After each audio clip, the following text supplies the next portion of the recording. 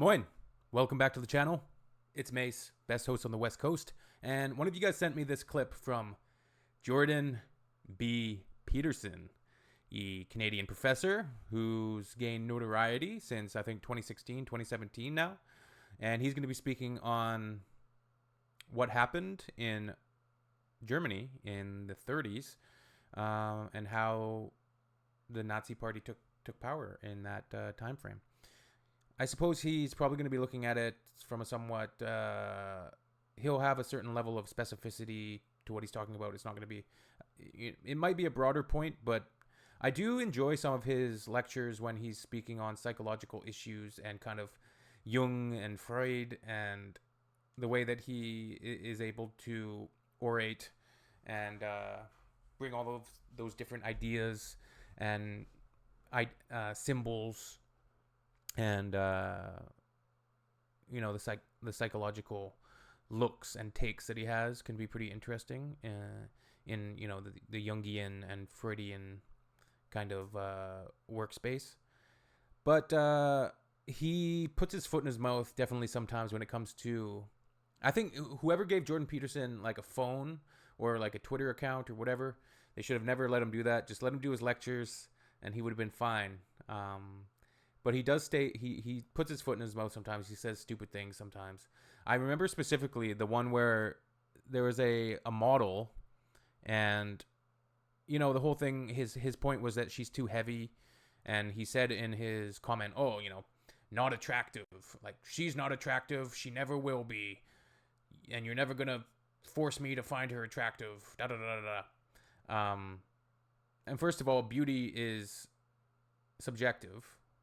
And she was a beautiful woman, and he was, it was just like, what are you doing, man? What are you doing, Mr. Peterson? Anyways, let's check out his thoughts on what happened in Nazi Germany. Obviously, the Nazi Party took power in, 1933 or 1934? The dictatorship took over when Hindenburg died.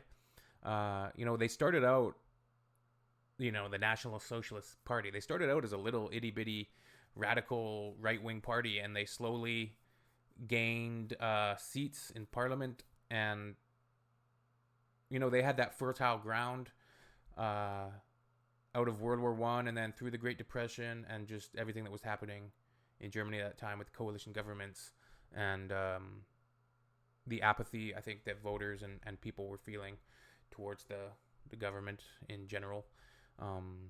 And then Hitler, he was kind of a master at propagandizing and orating, and his speeches obviously were quite powerful. And then he, of course, had Goebbels, the propagandist, and everybody around him. They kind of, it was like this perfect storm of evil taking place. Let's see what Mr. Peterson's thoughts are then. Here's what happened in Nazi Germany. So when Hitler came to power, he was very interested in public health campaigns. And so he formulated a number of policies, including... right, like the whole, his healthcare policies, like the purification of the German ideal, right? Like... formulating these vans that went around screening people for tuberculosis. At the same time, he announced a policy to beautify and purify Germany. And so he encouraged the factory owners to clean up the factories, to get rid of the rats and the insects, and to plant flowers and so forth in front, right? So it was cleanliness and beauty. They used Zyklon B as the agent for disinfecting the factories. Zyklon B was the gas that was used in the gas chambers.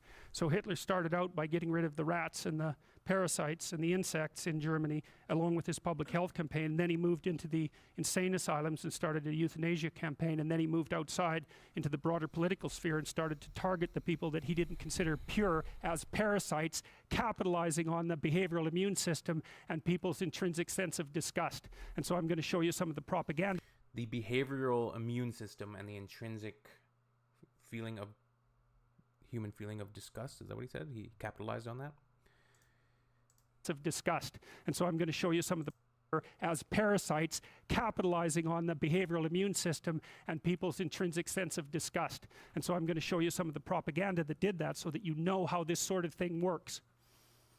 Okay, so this is from... Right, so he's gonna show us quotes from the propaganda of Hitler. Richard Koenigsberg, who wrote a book called Hitler's Ideology, Embodied Metaphor, Fantasy, and History. So we've already sort of discussed the idea. This is sort of an archetypal idea grounded in biology, you know, that you're run in some sense on this underlying biological platform of deeply rooted hypothalamic systems and amygdalic systems and so forth, and that you're a collection of those underlying systems organized at some higher order level.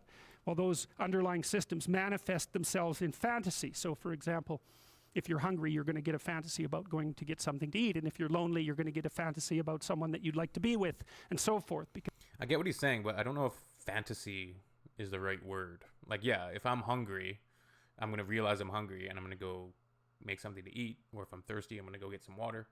I don't know if fantasy is quite the scholarly term or the... Because the fantasy is part of the manner in which these underlying biological motivation systems think. Okay, so what do you think? How do you think and talk if you're possessed by disgust? Okay. The state did...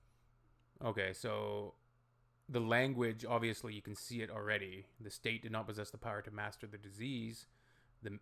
So the terminology that he's using, right? Disease, decay, plague, existence. He really uses that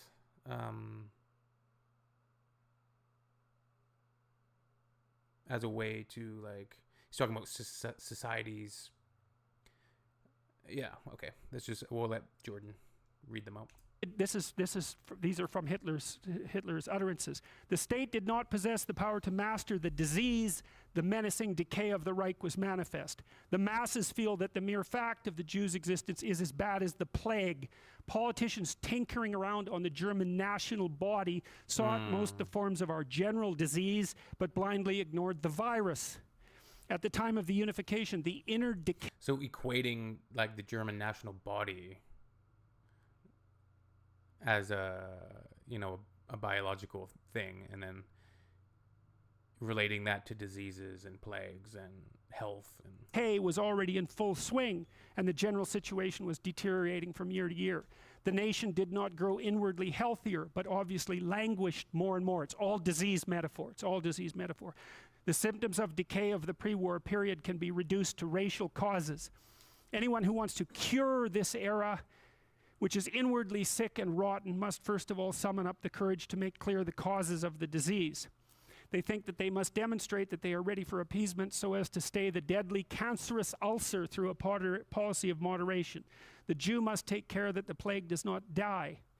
If this battle should not come, Germany would decay and at best would sink to ruin like a rotting corpse. You can see in the Reich today an example of mortal decay. That is not the speech of someone who's possessed by anxiety. That's the speech of someone who's possessed by disgust. Interesting.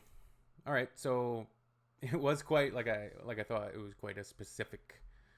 He spoke with quite specificity. The title of the video is not necessarily super indicative of what Peterson was talking about. It's obviously much, much more complex as to what happened in Nazi Germany. But yeah, interesting. We haven't really... I try to steer away from, like, politics and stuff like that. History I'm all down for, though. So and I have no apprehension about talking about difficult subjects because we need to talk about them. History, if it's forgotten, we're not going to learn from it. And, it's just... Yeah, history. So we need to talk about it. Anyways, auf Wiedersehen. Tschüss.